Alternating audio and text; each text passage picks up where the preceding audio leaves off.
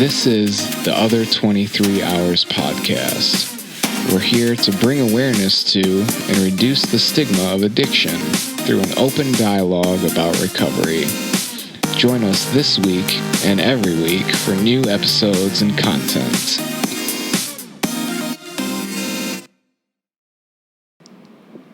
All right, so this week we're talking about... What did we say? Connection? Connection.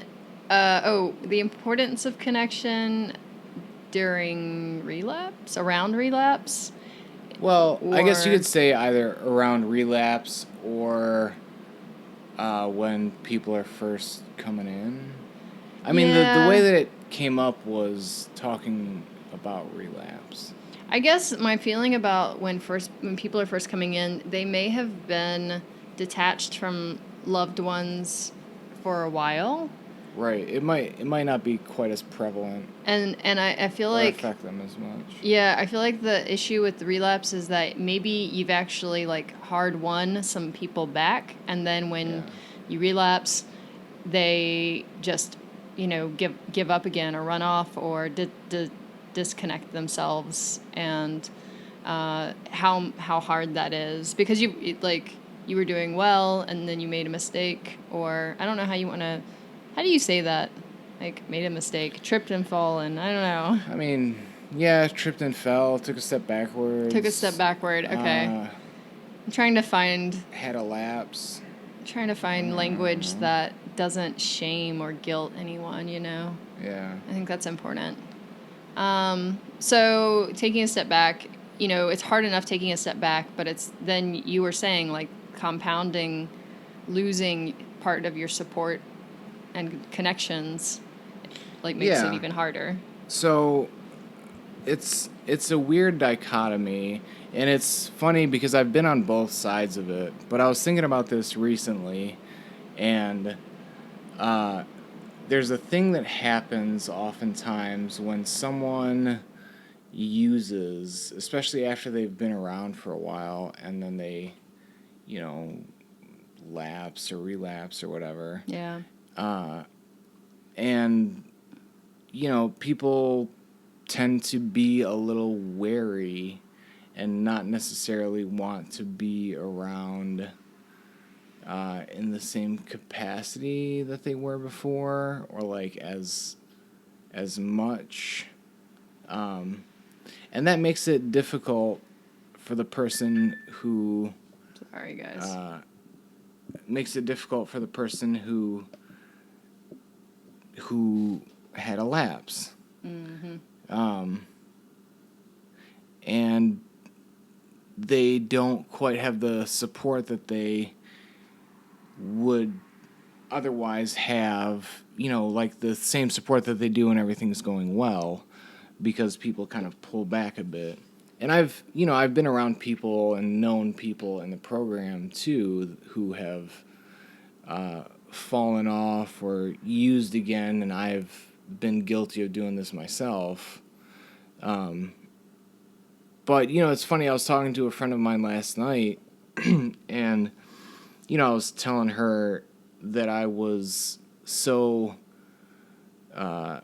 supportive, and I made myself available to her because I knew how shitty that felt to not only... So, the person is not only struggling with not feeling great after whatever happened, but then there's also, the mental aspect of being kind of depressed or struggling with who to tell, and what are the possible ramifications of what happened. And then, on top of that, you have a loss of people who are just there to be supportive. So it's kind of a negative cycle, I guess, that a person can get caught in. I want to say here that people being supportive, I want to define that a little better by saying people who are supportive in the ways that feel good to you, because certainly you can go to meetings and find people who are relatively, at least in passing, supportive, but Right, they'll lend you their ear or right. something. Yeah, or they might go to coffee with you, but you don't Sure. know them or trust them the way that you have grown to know and trust these other people. And so I think it's losing those like central like stronghold for trust and feelings of love and happiness. Yeah. Like that is the really tough part. It's like losing friends. I mean, if you move and you lose your friends, you will feel sad and depressed. And it's even worse when the people are like, it's not just you moved away, it's like they've lost some sense of you and support, or they just have to distance themselves for their own reasons. I mean, we can go into that later, but Yeah, that's the flip side of it is like, taking care of yourself. yeah. Well, maybe what we'll first go into is how people in recovery feel when this happens, and some of the things that you feel like are maybe. Well, let's just talk about how it feels, and if we want to, we can try to like figure out ways of, negotiating that challenge. Sure. But and then we'll maybe come back and talk about the other side, like reasons why people would distance themselves and our experiences maybe a little bit with that, because like you said, we've both been on that side of distancing Yeah. ourselves a little bit. So, you want to speak to how it feels to lose those supports, like how you felt in the past, like what brought it into like sharp focus? Yeah. So it's something that has come up before for me, and I was giving it some thought about why. So we talked the other morning about like the way that a person can be kind of off balance maybe, and seem like they're doing well and might be doing well, and then turn around and like end up not doing well later, Right. that same day, or like a Should couple I- days later. Should I or give some something. context to this conversation really quick? If you want, sure. Yeah, if you think it's relevant. So the conversation was kind of about the quick turnaround that can happen when you think someone's doing well in the recovery, and then all of a sudden, like, I don't know, a matter of days later, they're using, and you're like, but we had all these important conversations, and I thought you were doing well, and like you told me that you were doing well, and so I was asking like, well, should I just not even ask if you're doing well? Like, or does it make you feel good that I ask? And, like... Right, is that supportive and is that helpful? Yeah. Or is it just ultimately kind of irrelevant? Right, is it ultimately relevant? Right, yeah, exactly. Yeah, so that conversation kind of is what precipitated this, like me kind of delving into that a little deeper. Yeah. And Which thinking I about appreciate, it by the way. in my own experience. Yeah. Yeah. So giving it some thought, I guess I had to tap back into when it has happened for me. And that kind of brought up this idea that it happens, someone has a lapse, they end up using, and that in and of itself has its own difficulties and like set of things that kind of come along with it that are tough. So you have that, and then you're dealing with the fallout and like, not feeling well, and you're depressed or whatever. Right, you literally have physical and mental like reactions from just using that you're dealing with. Right. And then... Yeah, your body has to kind of get itself back Right. in sync and balanced and all this stuff. Yeah. And that's not a comfortable process. Right. So there's this period of time where things are just uncomfortable, and in my experience, you're not really feeling well for I don't know, a week or two or something. Mm-hmm. And the, I mean, I don't know if this is the case with everyone, but some of the people that you might be closest to end up pulling back. Mm-hmm. So, not only are you already dealing with your body kind of being out of whack and off balance, but then you turn around and the people who are the most supportive or closest to you are just not there in a supportive role. Let me ask you this. Can you give some examples of the types of support that you really feel the disconnection from? Like, we're not just talking about like rides to meetings or like No. or like coffee dates. Like, what are some of the things you No. really have felt like you're missing from your life in those moments? So, I mean, for me, what it comes down to is spending quality time with someone, because that is one of, I know, the love languages that I both feel loved with and naturally kind of show my own level of care about someone that way as well. So some examples of quality time for me would be, just kind of doing things together, maybe watching a movie, cuddling, just kind of any shared activity that someone that a person cares about and feels supported by would do together. So even, I don't know, even going for walks, reading together, working on a shared project, things like that. So it's funny to think about both sides of it, because there is like a self-care aspect of it that the person who pulls away deals with, and then there's the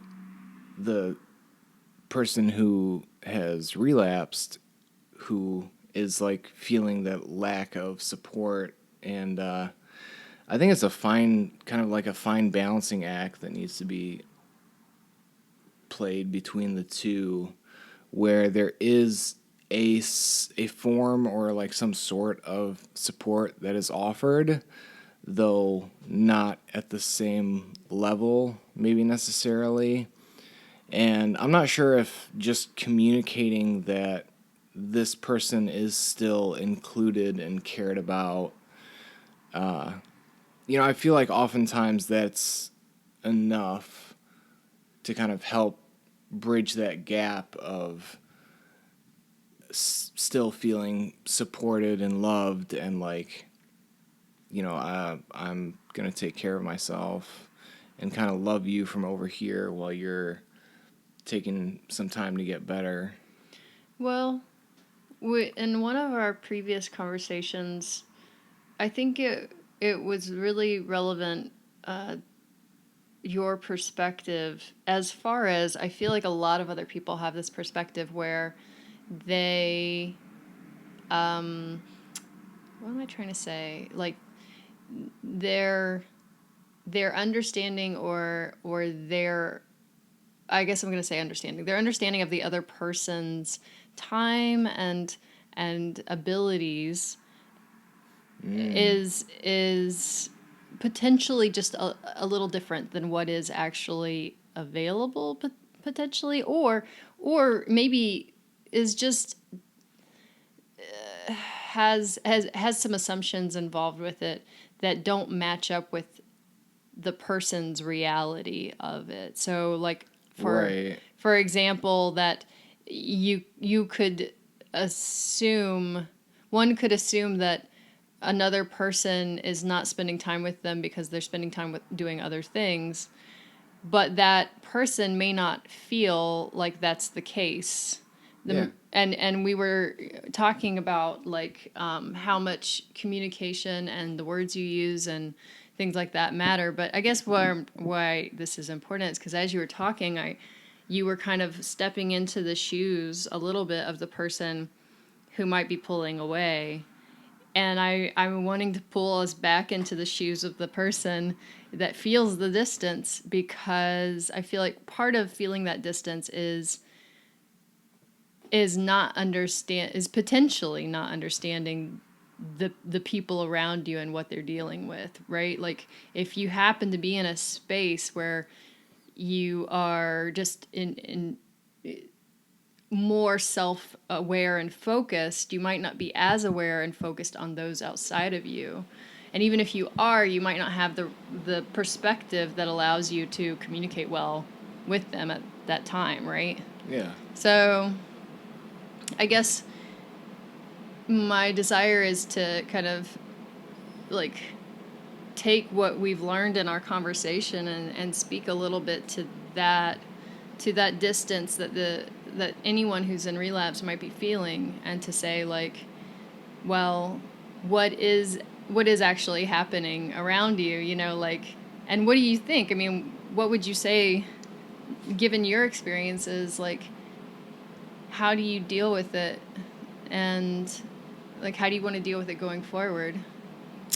I would say that perception and perspective play a huge role in like how that's taken, Yeah. and like how it feels, Yeah. I guess I would say that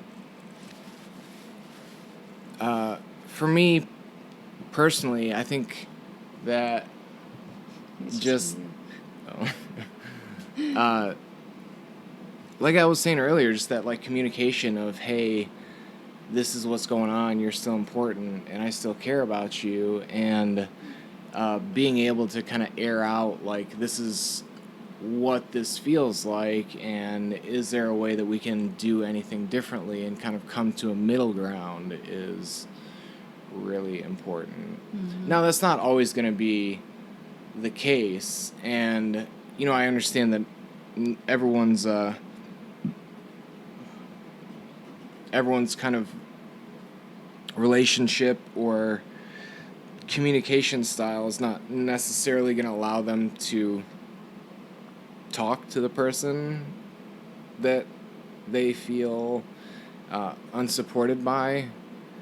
So it's just something to keep in mind. I mean, for me, that's what kind of helped make things feel better, was just being able to talk about it, and finding, I think for me also, like, after figuring that out and talking about it, finding other ways to cope and other ways to feel supported was really important. Mm-hmm. So like I reached out to a few other friends and like went to other meetings and kind of talked about what was going on, and then some people who I'm close with in different ways, like good friends of mine in the program, were able to kind of talk to me about things and just listen and be there, and made me feel supported in that way. So that was pretty huge. I do feel like you have some good people that you've like made like solid connections with, and I think because it's such a balancing act, it is important coming out of relapse. It's important to reestablish the boundaries that you have with the person, because they may have temporarily changed. Right. And that might be part of that distance. It doesn't mean, and it might be true that the person wants to pull away, but it also might be that they just haven't talked to you yet and don't know where you're at and don't know what is best for themselves. And that's relevant. Everyone should be kind of thinking of, their health and well-being, as far as it can be very draining to deal with someone who is not who is desiring something from you, whether it's Yeah. time, love, effort, energy, Yeah, whatever it is. an ear. If you don't have it if you feel like you don't have it to give, then it can really feel draining. Right. On the opposite side, if you feel like you do have it to give, then you can try to give it. And if at some point in the giving you feel drained, it's good to talk about that in the moment. Hopefully, and I think that's part of it is like it needs to be a two-way communication. And this is part of the problem that I experience when I'm talking to someone in active use is that very often the two-way communication is dampened by the brain function, like where they are mindset-wise in their reality, and how different it is from where I am in my reality, and Right. it's very hard to marry the. Yeah, since they don't line up, they're like very different. And it's, you kind of have to take into account too that the person who relapsed has to take into account the fact that they are not thinking like they normally would either. Right. Like they're not themselves. Yeah. So the effect that has on their own perception, Oh, right. and how they come across to the other person, like plays an effect. Yeah. So the feeling could be there could be reason why someone would feel that way, and it could be a valid reason, but it could be like made worse because someone is more sensitive because they just relapsed and like their perception and things are a little off. That's absolutely true. Like, I feel Yeah. like the emotions are always heightened. Things always seem a little bit more intense. Yeah. Like, in the rebalancing of your body and mind after use. Yeah, and going back into recovery mode. Yeah. So I'm gonna just quickly go over some possibilities, and you can step in here when you feel like it, but Okay. some reasons why people might be pulling away, to kind of just give the other side. Yeah. So of course, we've noted previously that it could be a situation of like legal issues. If someone has legal issues and they don't want to be around someone who they think is unsafe for them, like might get them in trouble, or is like, so if like they can't tell where you're at in your relapse pattern, Right. then they'll probably pull away so that they're not going to get in more trouble. That makes sense. Yeah. So that's one. Yeah. 2 is loved ones. I think one of the biggest issues among like a large population is dealing with disappointment. I don't know many people who deal with it well. And seeing someone you love fall down or like step back is disappointing. There's no way around it. Sure. And it's disappointing to the person who has relapsed too. So I mean, it's disappointing the whole way around. But some people deal with disappointment by avoiding the things that would disappoint them. And that means that they will pull away to avoid feeling that disappointment. I'm not saying that this is right, but as we were talking earlier, this is the reaction of what I'm going to classify, and hate me if you want to on this, as an unevolved person. And I can say with honesty that I have been an unevolved person. I used to have a huge problem with disappointment. Incredibly huge. Ridiculously huge. It's a real thing. It's tough to deal with. It takes a certain like skill level, I feel like, and practice to kind of when you say skill deal level with it. What do you think's involved in that skill? You mean besides just being disappointed a ton and learning how to deal with it? And coping through the disappointment. Coping. It's just coming up with different ways to get through it that are healthy. I think guess. that's true. The other thing about Reframing. disappointment that I think is really potent Uh-huh. that not many people use is the fact that in order to overcome disappointment, in order to engage something that could be disappointing in the future, you have to hold two possibilities in tandem in your mind. Oh. And I think human brains are actually horrible at doing this. They Yeah. want to go, all right, it's going to do this or that. Yeah. But holding the two as possibilities and not marrying yourself to one or the other is incredibly hard, so that if one doesn't work out, you're not like upset in the way of like, I thought this was gonna be a thing and then it's not. Right. You know, it's like Yeah. both of these things were possibilities, and now whatever. Now Yeah. they're Now it's now just one of them one has or happened and the none. other one Yeah. hasn't, and oh well. Right. So Yeah, managing expectations. We had another podcast about managing expectations we did. too. Yeah. And that's definitely something that comes into play rather strongly here. Absolutely. I feel like. Yeah, absolutely. So another reason might be someone who's getting over emotional trauma. Yeah. I can't speak as much to this because I feel like you and I have had some of these issues, but not nearly as deeply and as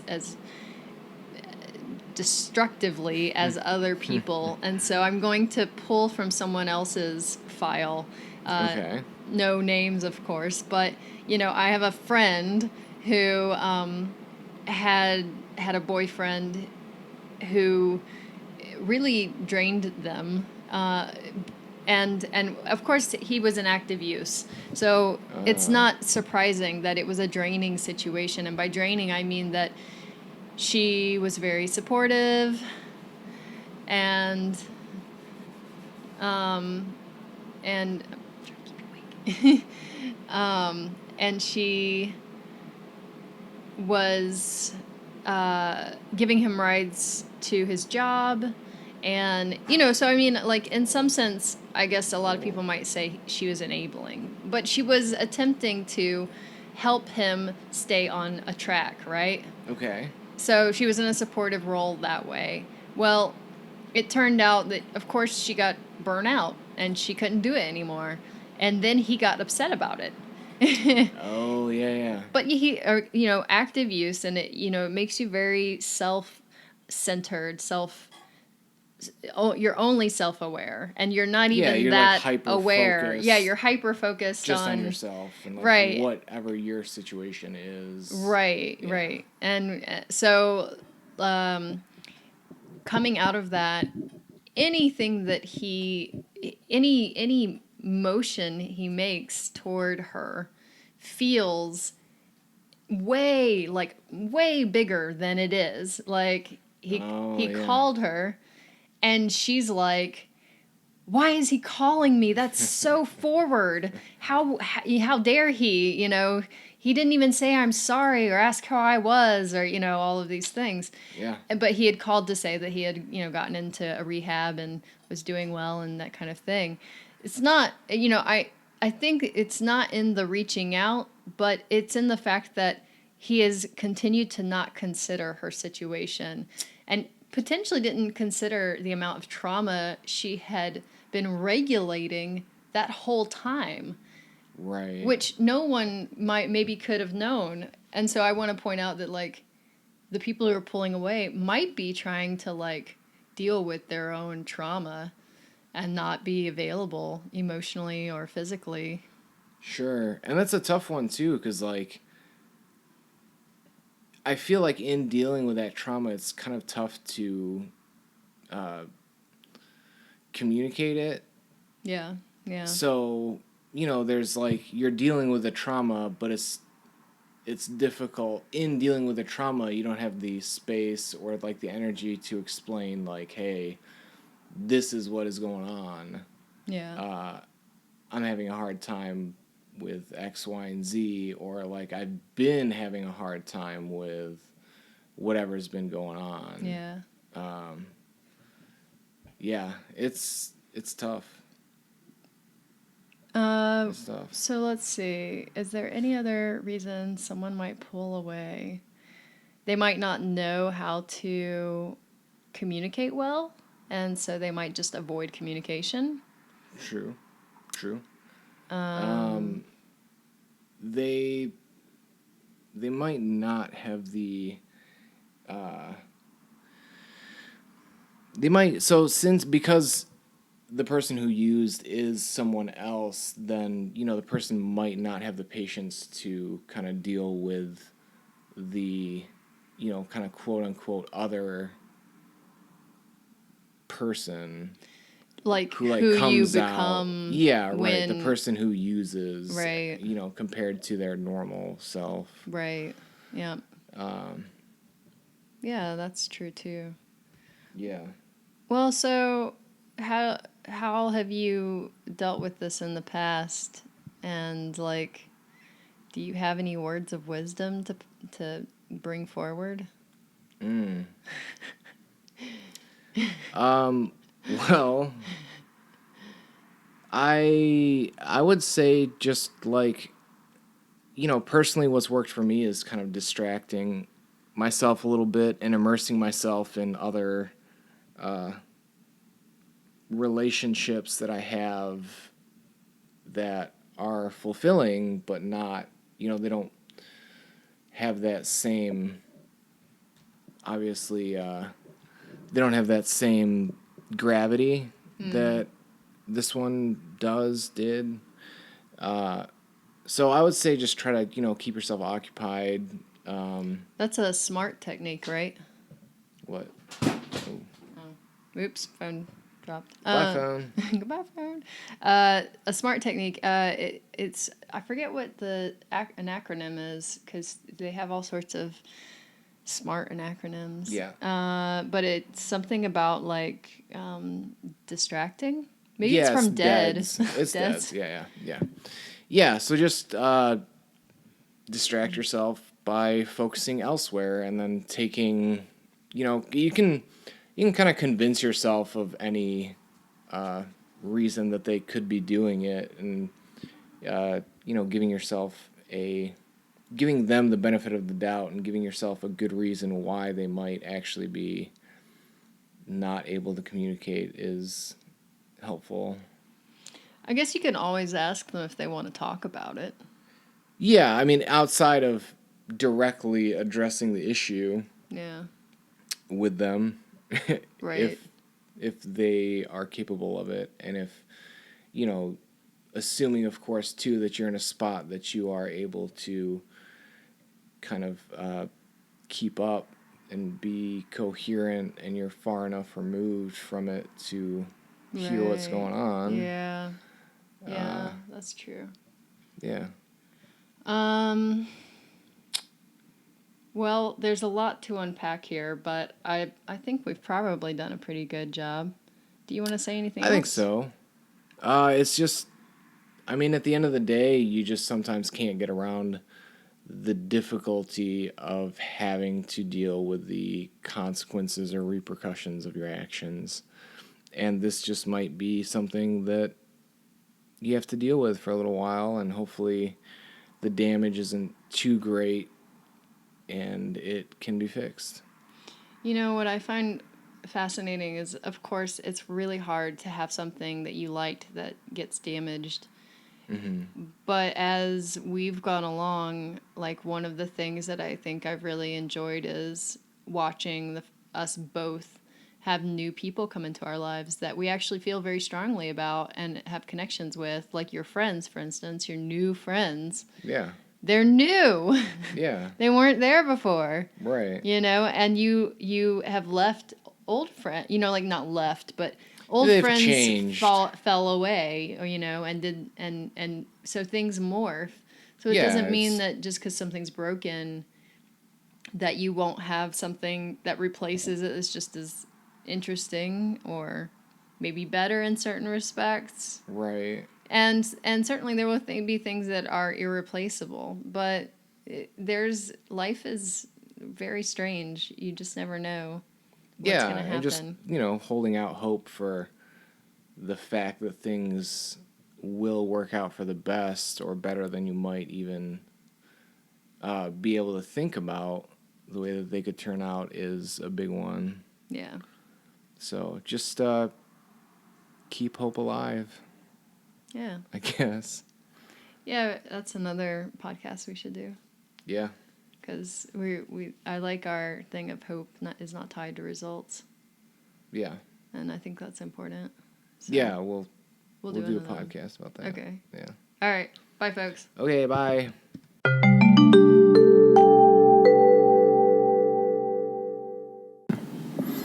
The other 23 hours is used for entertainment, informational, and educational purposes only. We are not medical professionals. None of this information should be used to treat or diagnose any illnesses. We are not legal experts and do not offer legal advice. Please consult your local physician or lawyer for your own unique situation. Bye. Bye.